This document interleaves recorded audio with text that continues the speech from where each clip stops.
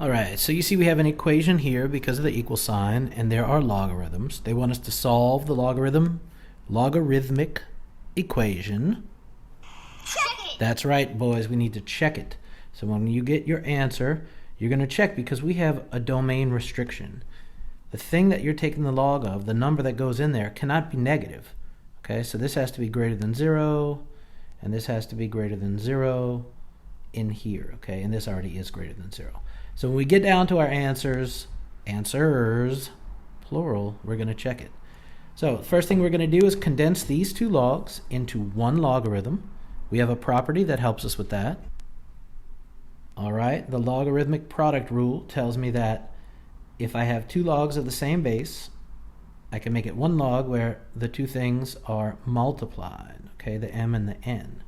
So let's do that with these two. I have the same base. If it doesn't say a base, I know it's 10. So I can put it all as one log, and this is going to be x times x plus 4. All right, and the other side, we're just going to leave that as the log of 32. All right, now I have another property called the one-to-one logarithmic property telling me that if this log has the same base as this log, and they equal each other, then the things inside will also equal each other. So let's do that. It's going to be x times x plus 4 equals 32. And let me get to that property. Okay, here it is right here. So you see this is the same as this, and this equals this right there. All right, now we are left with a quadratic equation. Okay, so if you're good with quadratic equations, then you can probably solve this now. If you're not, then you might want to go look up some videos on solving quadratic equations. First thing we want to do is get it equal to 0. So we need to do that. We also need to distribute. Okay, we're going to distribute first. X squared plus 4x equals 32. To get it equal to 0, we subtract 32 from both sides. X squared plus 4x minus 32 equals 32 minus 32 is 0. Okay, I always put a smiley face in my zeros. Now we need to solve this. So if we can factor this trinomial, we will factor it. If not, we might need to use the quadratic formula. I think this one factors. Let's see.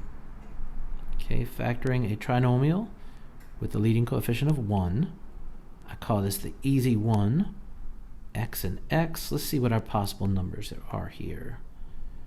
Could be 1 and 32, or 2 and 16. 3 doesn't work. 4, what about 4 and 8? Yeah, that's it. 4 and 8. So we're going to have 4 and 8, and the 8 will get a plus and the 4 will get a minus. Okay, you might want to go look up factoring a trinomial with a leading coefficient of 1. And then we'll set both of our factors equal to 0. X minus 4 equals 0, x plus 8 equals 0. Okay, because if either one of these is 0, if this one's 0, the whole thing's 0. If this one's 0, the whole thing's 0. So x is 4, and x is negative 8. Now that's our two possible answers. But, boys, we need to... Oh, I lost it. Come here, boys. We need to... Check it! That's right. We need to check it. So, I know if I put in a positive 4 right here, that's a log of positive 4, I'm good there. If I put it here, this is 4 plus 4 is 8, so I'm good there. If I plug in a negative 8, right there, the log of negative 8, you can't have it, okay? It's a domain restriction, so this is not going to work, okay? And it's not because this 8 is negative. It's what happens after I plug it in, right? Same thing happens here. If I take this and I plug it in here, I would have negative 8 plus 4, which is the log of negative 4. Okay, and I can't have that.